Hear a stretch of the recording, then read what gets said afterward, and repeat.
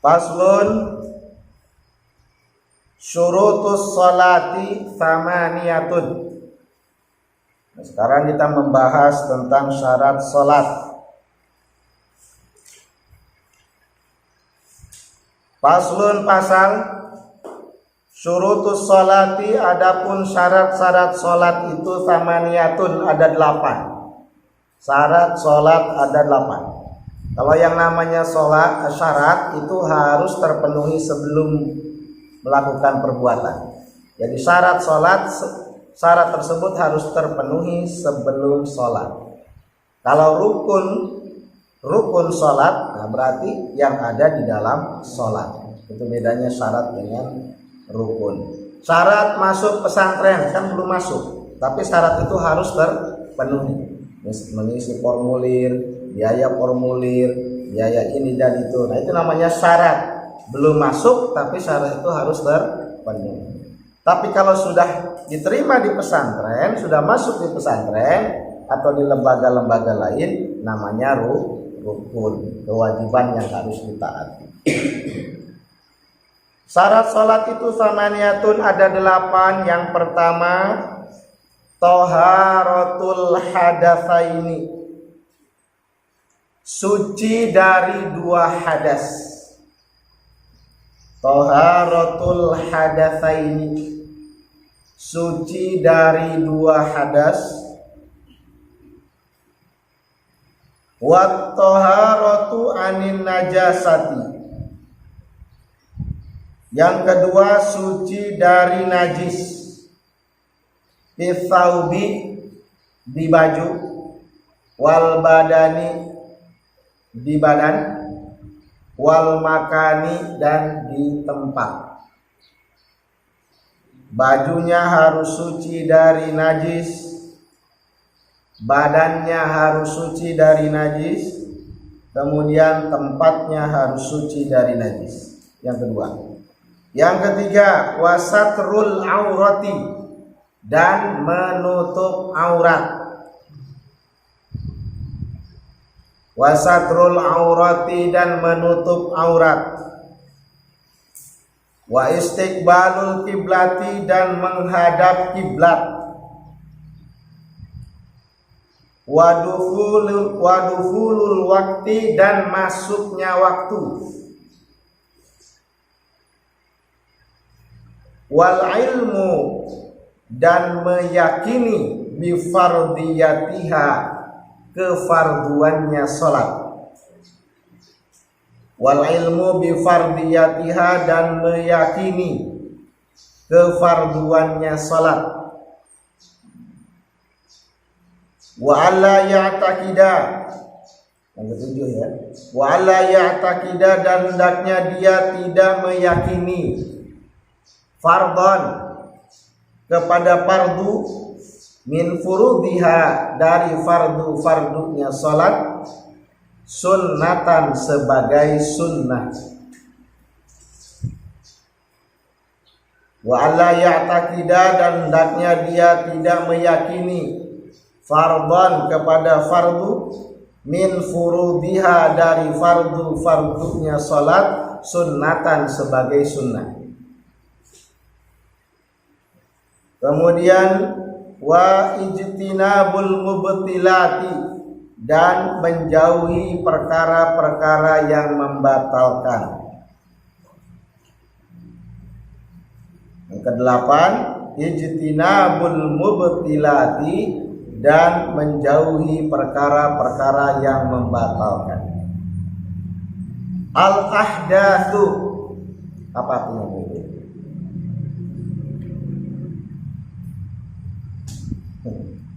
Al-ahdatsu, apa itu?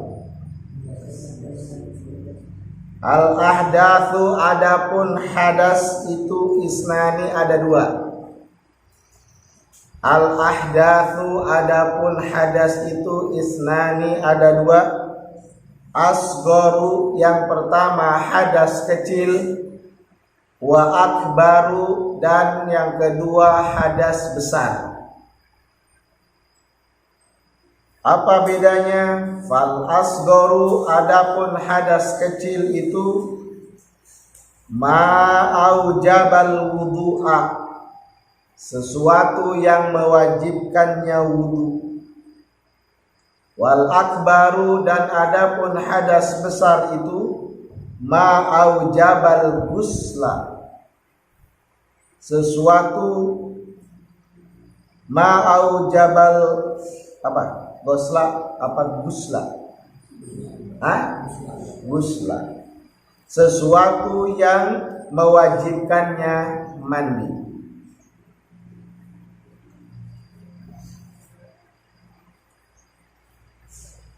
Pasal ini membahas tentang syarat sholat. Yang pertama, syarat sholat toharatul hadatsaini, suci dari dua hadas. Maka di akhir pasal ini dijelaskan hadas ada dua. Nah, gitu. Jadi urutannya begini. Syarat sholat ada 8. Yang pertama, suci dari dua hadas. Barusan atau di akhir pasal dijelaskan wal ahdatsu isnan, hadas itu ada dua, hadas kecil dan hadas besar. Jadi syarat sholat yang pertama, dia tidak berhadas kecil atau tidak berhadas besar, suci dari dua hadas. Kemudian yang kedua, suci dari najis, tidak ada najis di pakaiannya, tidak ada najis di badannya, tidak ada najis di tempatnya. Yang dimaksud dengan tempat itu apa? Tempat yang akan dilalui atau ditempati oleh anggota tubuh kita. Misal ketika kita sujud, di mana nih tempat sujud kita? Di situ dipastikan tidak ada najis. Ketika kita sujud, telapak tangan kita kan harus menempel dulu. Maka di tempat ini tidak ada najis. Ketika kita berdiri juga sama, tidak ada najis yang terinjak. Kemudian ketika kita duduk juga tidak ada najis yang diduduki. Adapun hanya di sampingnya, misalnya di sini tempat sujud, jidat. Di sebelah sini tangan kita, tangan kanan, ini tangan kiri. Ini kosong, ada di sini, tidak ada masalah. Jadi ketika kita sholat, najis itu tidak boleh tersentuh baik oleh badan ataupun oleh pakaian. Itu namanya najis, suci dari najis yang ada di tempat makan. Kalau tahu berarti yang ada di baju. Ketika kita sholat kemudian ada toke, nempel. Kalau kering kotorannya kering, maka segera dibuang, tetap sah sholatnya. Asalkan kering kotorannya. Jadi pas lagi takbir, setelah takbiratul ihram, kemudian jatuh kotoran nyampe di pakaian atau di badan, tapi kotorannya adalah kering, langsung dibuang, digibrigin langsung, gitu. Langsung dibuang. Syaratnya tidak boleh dibawa, tidak boleh disentuh dan tidak boleh dibawa. Jadi kotorannya jangan dibawa begini, ngebuangnya. Kalau itu bisa membatalkan kepada sholat. Begini. Kalau najisnya itu kotorannya kering pun kalau didiamkan, begitu jatuh kotoran cecak yang udah pasti ya. Kalau toke jarang ya. Cecak misalnya jatuh di badan ataupun di pakaian, kering tapi dibiarkan saja, itu bisa membatalkan sholat. Harus segera dibuang. Syarat membuangnya adalah tidak disentuh dan tidak dibawa. Gitu. Tapi kalau basah tetap najis, karena basah itu akan meninggalkan sisa najis, kecuali sholatnya kamu di pinggir keran. Ini ada keran ngocor, situ ada keran, kamu sholat di pinggir keran, kejatuhan najis. Nah, najisnya itu basah, itu dengan segera kamu buang, kemudian kamu nyalain keran, tetap sah sholat. Itu. Tapi kan jarang-jarang atau nggak ada orang yang sholat di pinggir keran atau di pinggir lombang, misalnya di pinggir sawah sholat yang di situ. Hati-hati juga ketika melakukan gerakan, tidak lebih daripada 3 gerakan berturut karena akan membatalkan kepada sholat. Ya, suci dari najis di pakaian, di badan dan di tempat. Kalau kejatuhan najis dan najisnya adalah kering, langsung dibuang dengan syarat tidak disentuh dan tidak dibawa. Kalau dibiarkan akan membatalkan sholat. Tapi kalau najisnya basah, maka tentu itu akan meninggalkan sisa-sisa najis, membatalkan kepada sholat, kecuali sholatnya di pinggir keran atau di tempat yang ada air. Kemudian yang ketiga, wasatrul aurati, menutup aurat. Auratnya laki-laki itu apa? Ma bainas surrah war rukbah, sesuatu di antara pusar dan lingkarannya. Diameter diukur lurus dengan pusar. War rukbah dan lutut dan lingkarannya. Memang pakai sarung yang depannya dikatasin begini, tapi ininya di bawah, jadi di bawah lingkaran itu tetap dia terlihat auratnya, meskipun pusarnya ketutup karena buntelan sarungnya di atas. Contoh orang yang memang misalnya saya mau praktek, boleh nggak sih sholat misalnya sekedar menutup baina surrah wa rukbah, ke atas nggak pakai apa-apa, lutut ke bawah kelihatan, pakai celana sontong gitu ya, di bawah lutut, boleh nggak? Boleh.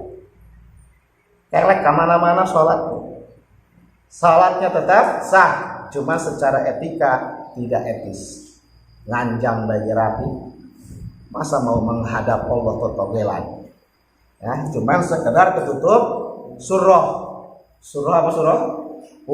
Pusar, pakai kaos cangklek, sholat pakai kaos cangklek. Saya pernah nemuin itu. Ya pernah nemuin di mana? Ada orang yang sholat pakai kaos sah. Elek mau.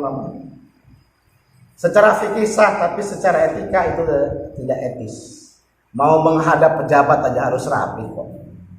Masa menghadap Allah asal-asal. Sekali lagi, pusar ini berarti diameter ke belakang, lurus ke belakang. Kalau memang ini batas pusar, maka yang ini jangan sampai kelihatan di bawah ini. Begitu juga dengan lutut. Jadi bukan hanya pusarnya tok, ya. Bukan hanya pusarnya aja yang harus tertutup, tapi dia diameter atau diameter, melingkar sini. Wasatrul aurat, terlihat aurat. Ketika dia sholat, kemudian tiba-tiba ada angin kencang meniup pakaiannya, sarungnya, sehingga tersingkap auratnya, maka tetap sah sholatnya asalkan dengan segera ditutup, segera dikimpetkan itu sarungnya. Jangan dibiarkan ketika dia sholat ada angin besar tersingkap sarungnya, dibiarkan kayak ini bendera berkibar, sarungnya berkibar, kelihatan auratnya, batal sholat.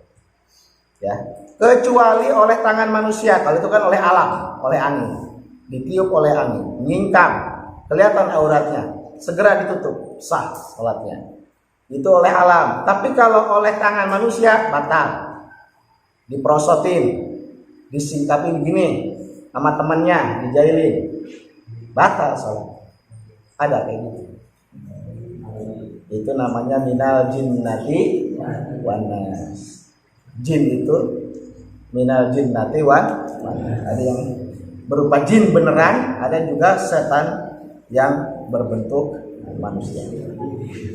Yang mengganggu orang yang sholat, setan itu minal jinnati wan. Gak boleh bercandaan seperti itu. Apa batal sholatnya? Kasihan, apalagi udah 4 rakaat misalnya. Capek-capek sholat. Dasar masangu sholat tadi kapaksa.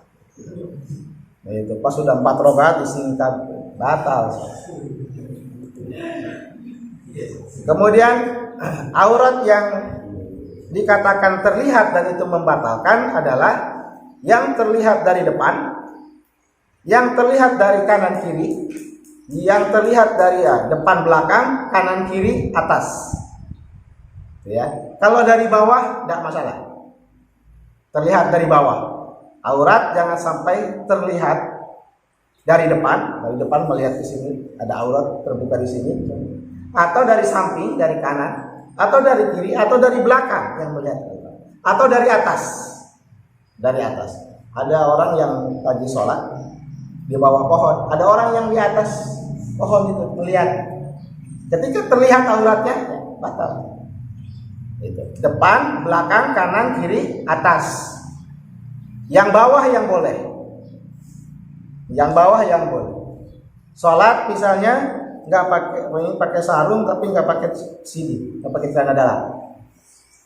Nah, sholatnya di amben, tahu amben? Rumah panggung zaman dahulu pakai amben. Apa amben bahasa Indonesia?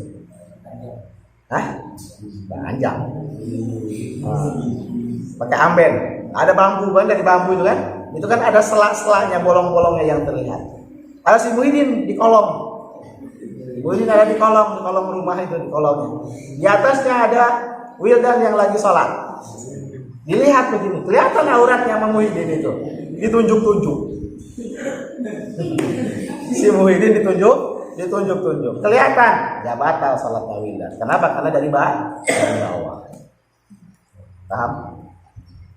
Menutup aurat. Kemudian kalau perempuan auratnya di dalam sholat kecuali wajah dan telapak tangan. Ketika ada rambut yang satu helai rambut, kemudian yang keluar dari rambut, ada yang rambut yang keluar, tidak segera dimasukkan, membatalkan kepada sholat. Jadi hati-hati. Di satu sisi jangan sampai menghalangi jidat ketika sujud. Kemudian yang kedua, hati-hati dengan aurat. Rambut itu adalah aurat bagi perempuan. Jadi ketika sholat, satu rambut keluar, panjang lagi, malah dimainin.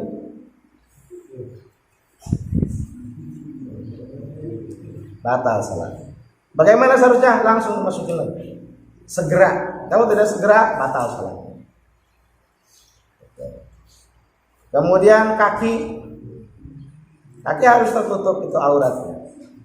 Yang udah pasti itu yang perlu hati-hati ketika sedang sujud. Tidak boleh ada yang terlihat.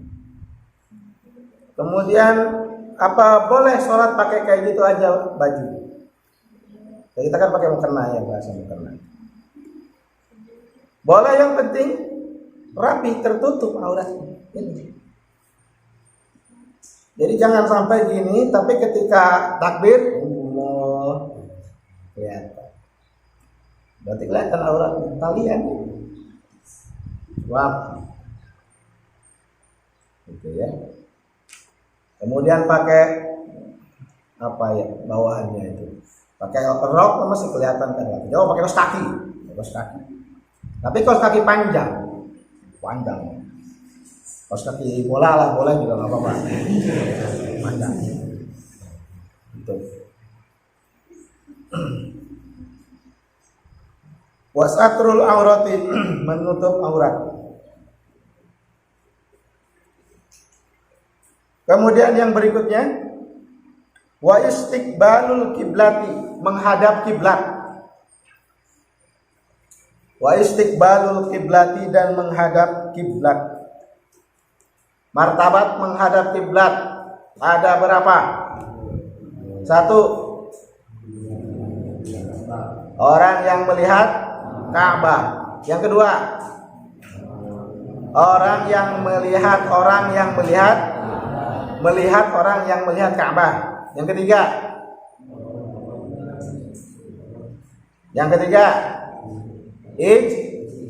ijtihad. Tidak di depan Ka'bah, tidak di belakang orang yang melihat Ka'bah, di luar daerah, di luar negeri dari Mekah, dengan ijtihad. Ijtihad boleh menggunakan kompas dan lain-lain. Ijtihad. Yang keempat adalah taklid. Taklid itu ngikut saja, ngikut orang yang berijtihad. Nah, itu martabat melihat, martabat menghadap kiblat. Wa istiqbalul qiblati, dan menghadap kiblat. Kemudian ada dua keadaan enggak wajib menghadap kiblat. Kalau belum tahu tulis. Dua keadaan enggak wajib menghadap kiblat. Ini dua keadaan. Yang pertama, syiddatul khauf. Keadaan pertama, syiddatul khauf. Syiddatul khauf ini ada dua. Yang pertama, dalam peperangan. Yang pertama dalam peperangan. Ketika perang. Ya Allah, ketika perang, berkecamuk perang. Bahkan taruhannya adalah nyawa, tapi masih diwajibkan sholat. Sholat ketika perang boleh tidak menghadap kiblat. Ya kalau menghadap kiblat terus, kalau harus menghadap kiblat, nanti ada musuh dari belakang, kaget mati. Tapi boleh tidak menghadap kiblat. Meskipun ini kecil kemungkinan terjadi, tapi sekedar untuk menjadi tambahan ilmu wajib kita tahu. Jadi ketika berkecamuk perang, ternyata melihat matahari, wah udah masuk waktu sholat. Allahu Akbar, langsung perang lagi. Perang. Gitu. Kalau ada musuh, perang, dilawan. Nggak ada, terusin sampai mana bacaan tadi. Gitu. Itu sholat ketika perang. Jadi boleh dia tidak menghadap kiblat. Karena apa? Karena dia kan berhadapan dengan musuh. Jadi ketika ada musuh datang, ya lawan, meskipun status dia dalam keadaan sholat. Itu ya. Kemudian kalau sholat sholat khauf ya, sholat khauf itu sudah terjadi perang apa belum? Belum kan ya? Belum terjadi perang itu, masih siaga. Makanya dibagi beberapa kelompok. Ada yang menghadap ke musuh, ada yang tidak menghadap ke musuh. Artinya belum terjadi perang. Perangnya belum berkecamuk. Nah kalau perangnya sudah berkecamuk, ya itu sholatnya masing-masing. Tapi kalau belum terjadi perang, masih siaga satu, itu jamaah sholatnya dilakukan. Luar biasa. Mau perang aja masih sholat berjamaah. Di sini perang sama siapa? Perang sama siapa? Tapi malas-malasan sholat berjamaah. Zaman dulu perang lawan musuh, musuhnya kelihatan belentekan, bawa apa? Senjatanya, bawa pedang. Gitu. Sebelum perang siaga satu, masih melaksanakan sholat berjamaah, dan itu diperintahkan.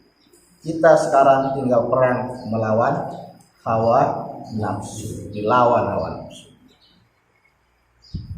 Kemudian yang kedua,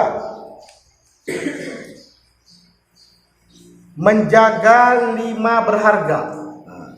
Menjaga 5 hal yang berharga.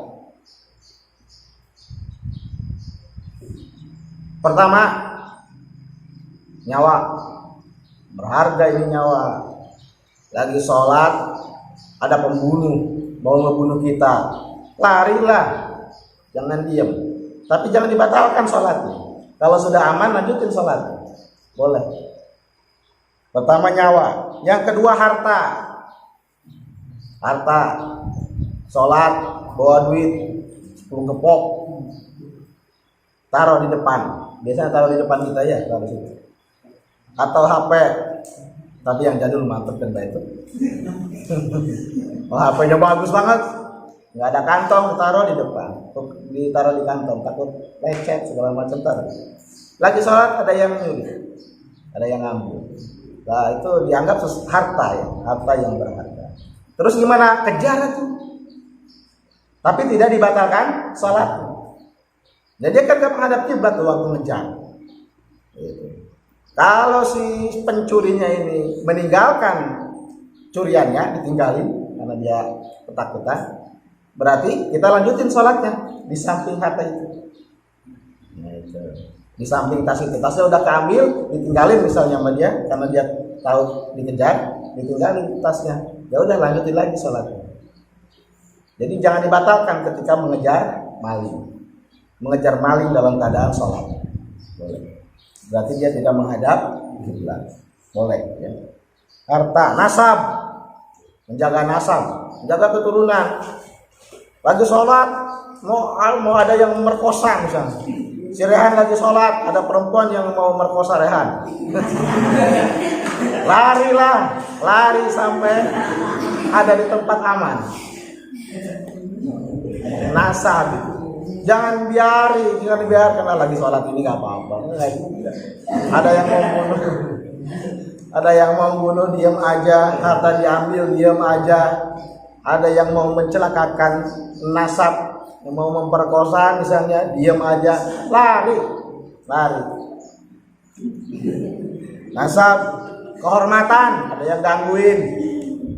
Kemudian ya akal ya. Nah, 5 hal yang berharga itu wajib kan kita jaga itu. Maka ketika sholat menjaga salah satu dari 5 yang berharga itu, boleh kita tidak meninggalkan boleh kita tidak menghadap kiblat. Ngapain? Ya kalau ngejar-ngejar, kalau menghindar dengan tidak membatalkan kepada sholatnya. Tapi kalau ngejar maling, di depan kita ada harta yang berharga kemudian diambil orang, kemudian dia lari, kita kejar, tapi kita bilang, "Woi, maling," ya batal salatnya. Kenapa? Karena berbicara. Jangan ngomong apa-apa ngejarnya. Toh kita kan sholatnya di masjid, berarti nyuri di masjid, di sekitaran masjid lah, gitu. Ngejarnya itu ngasih dulunya. Jangan teriak, "Woi maling," ya statusnya lagi sholat keadaannya, ya batal sholat. Ini artinya ketika sholat, Allahu Akbar, udah berapa rakaat, kemudian harta ada yang mengambil, ya lari kita kejar dia. Tapi jangan niat membatalkan sholat. Sholatnya masih berlangsung. Kalau tadi misalnya sebelum ngejar itu baru dapat 2 rakaat, nah setelah itu ngejar maling, kemudian oleh si maling ditinggalkan hartanya, kita lanjutin lagi, tinggal 2 rakaat lagi, misalnya sholat zuhur. Asalkan tidak ada yang membatalkan sholat. Yang membatalkan sholat itu ucapannya. Kalau mengejarnya itu adalah dimaafkan. Tuh. Jadi 2 hal. Yang pertama, yang termasuk kepada syiddatul khauf, yaitu dalam peperangan. Yang kedua, menjaga 5 hal yang berharga. Boleh tidak menghadap kepada kiblat. Kemudian yang kedua, keadaan pertama apa tadi? Syiddatul khauf. Rinciannya begini. 2 keadaan gak wajib menghadap kiblat. 1, syiddatul khauf. Apa syiddatul khauf itu? Dirinci lagi. 1, dalam peperangan. 2, menjaga 5 hal yang berharga. Nah sekarang yang kedua setelah syiddatul khauf, yaitu sholat sunnah di atas kendaraan saat safar. Sholat sunnah di atas kendaraan saat safar. Apa safar? Bebar. Sholat sunnah di atas kendaraan saat safar. Syaratnya itu tadi, sholat sunnah, bukan wajib, sholat wajib. Kalau sholat wajib menghadap ke kiblat, ya, wajib menghadap ke kiblat. Ini sholat sunnah di atas kendaraan, motor, mobil, apa lagi, becak. Kemudian saat safarnya itu boleh safar qasir, boleh safar qasar. Safar qasir itu adalah safar yang gak jauh, artinya belum memenuhi syarat sholat qasar. Dan ada pembahasan sholat qasar, diringkas sholatnya, yang 4 rakaat menjadi 2, diringkas. Syaratnya, ada syaratnya, sekian kilometer, 85 kilometer. Nah safar qasir itu jaraknya di bawah itu, namanya qasir. Kalau safar qasar berarti safar yang sudah memenuhi syarat qasar, gitu.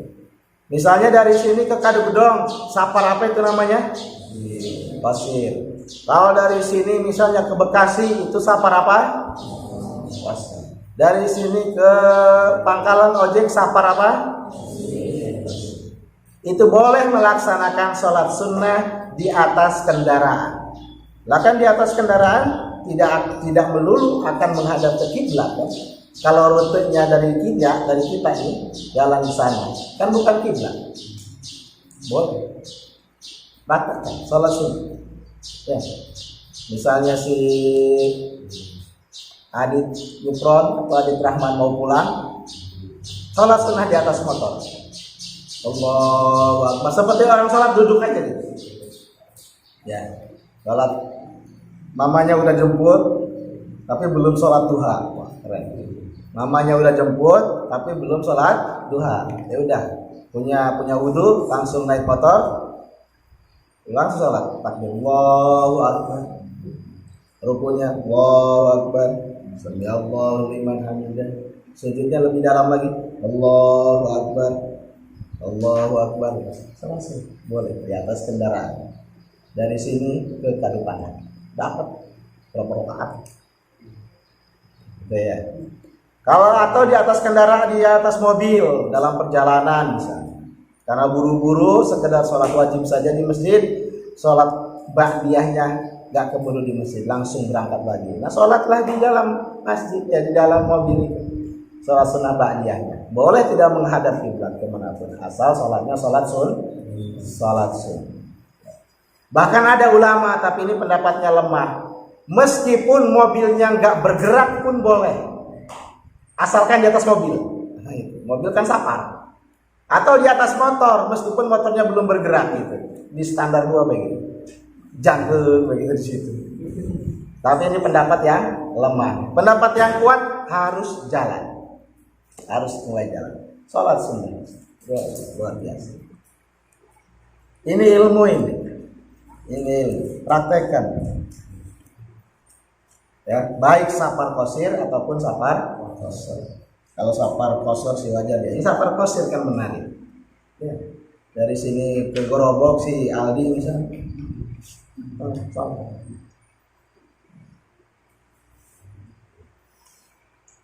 Kemudian itu di atas kendaraan. Bagaimana jalan kaki? Boleh.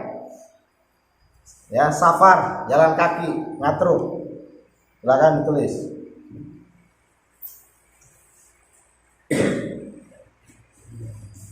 Kalau jalan kaki wajib menghadap kiblat di 4 keadaan. Kalau tadi di atas kendaraan, kalau di atas kendaraan mutlak boleh tidak menghadap kiblat seluruhnya. Tapi kalau jalan kaki wajib menghadap kiblat di 4 keadaan. Pertama, takbiratul ihram. Jadi ketika takbiratul ihram, cari kiblat dulu. Mana arah kiblat? Nah, udah ketemu arah kiblat, takbir, Allahu Akbar, menghadap kiblat. Kemudian ruku. Ruku wajib dilaksanakan dalam keadaan menghadap kiblat. 3, sujud. Keempat, duduk di antara 2 sujud. 1, takbiratul ihram. 2, ruku. 3, sujud. 4, duduk di antara 2 sujud. 4 hal ini wajib menghadap kiblat. Kemudian berikutnya, dan berjalan di 3 keadaan. Dan berjalan di 3 keadaan. Kalau 4 wajib menghadap kiblat, yang 3 pada saat berjalan. Kalau berjalan berarti kan tidak menghadap kiblat. Yang pertama, Fatihah. Ketika membaca Fatihah, ya. Jadi ketika takbiratul ihram, menghadap kiblat, cari kiblat, arah kiblat, takbir, Allahu Akbar. Kemudian langsung baca Fatihah, jalan berarti, jalan kaki ngaku baca Fatihah. Plus surat di situ ya, plus surat. Kan lebih enak misalnya jalannya baca suratnya surat yang panjang-panjang, surat Al-Baqarah. Al-Baqarah untuk 1 rakaat. Kita cari tempat yang aman yang sekiranya ini untuk melakukan ruku, cari kiblat. Kan tadi Fatihah dibaca lagi jalan. Fatihah dibaca lagi jalan plus surat ya, surat kan sunat. Nah, Fatihah plus surat baca itu panjang. Udah selesai surat, cari kiblat. Untuk ruku kan wajib menghadap kiblat. Kamu ruku. Allahu Akbar. Kemudian yang kedua setelah Fatihah adalah tasyahud. Tasyahud. Boleh sambil berjalan. Kemudian yang ketiga salam. Jadi sholat sambil berjalan ada 4 keadaan wajib menghadap kiblat, 3 keadaan dalam keadaan berjalan. Ya, wa istiqbalul kiblati menghadap kiblat. Luas ya rinciannya. Meskipun kitabnya kecil, kitab apa namanya? Safinah. Tapi pembahasannya luas insyaallah. Kemudian berikutnya wa dukhulul waqti. Masuk waktu. Jadi sholatnya masuk waktu, jangan terlalu rajin. Pengen cepat-cepat sholat, itu belum waktunya sholat, udah sholat duluan, ya nggak sah sholat. Waduhulul waktu, masuk waktu. Masuk waktu itu ada 2 syarat. Dikatakan masuk waktu ada 2 syarat. Yang pertama menduga. Lupa ya. Daripada baca kitab yang gede, ini dengerin aja. Dukhulul waktu, masuk waktu sholat itu ada 2 syarat. Yang pertama menduga masuk waktu. Ini kalau ada hal-hal yang baru itu cepat tulis, jangan nunggu ditulis. Belajar dari wartawan. Hal-hal yang baru, hal-hal yang belum kita tahu langsung tulis supaya tidak lupa. Saya mah banyak catatan itu, sudah kumpulin karena serba nulis, rajin nulis. Ya, yang pertama apa? Menduga masuk waktu. Menduga. Yang kedua, hakikatul amri. Dalam kurung fakta. Hakikatul amri. Kalau tadi yang pertama dugaannya, yang kedua faktanya atau hakikatul amri. 2 syarat. Dikatakan dukhulul waktu, 2 syarat ini harus terpenuhi, tidak boleh satu persatu. 2-nya harus terpenuhi. Yang pertama menduga masuk waktu, yang kedua fakta hakikatul amri. Misalnya si Aldi tidur, kemudian bangun dari tidur, ini udah dohor belum ya? Udah dohor belum? Kebetulan jamnya dikerjain sama temannya Mas Tio, dikerjain. Padahal masih jam 11, pas jam